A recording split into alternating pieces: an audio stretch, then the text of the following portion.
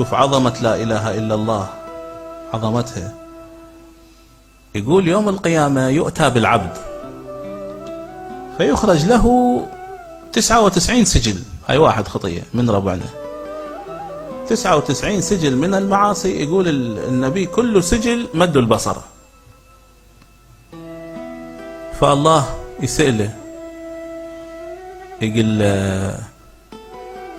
أظلمك كتبتي؟ يقول هاي السجلات راجعتها خوف اكو زيادة جماعة مزودين عليك؟ يقول له لا يا ربي.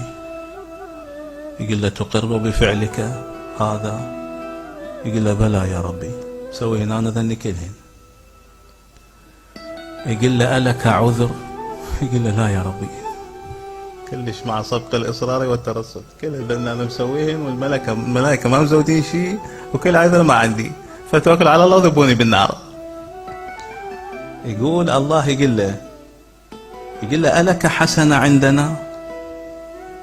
يقول له لا يا ربي والله أنا ما أدري، يعني مسوي حسنة ما أدري ما مسوي حسنة. يقول فالله يقول له لا، لك حسنة عندنا. تمام، انتبه لها. قال له شنو؟ يقول فيخرج بطاقة صغيرة يجيبونها. يقول رسول الله مكتوب فيها لا إله إلا الله.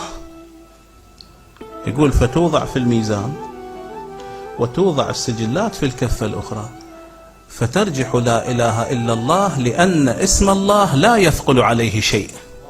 انت شلون؟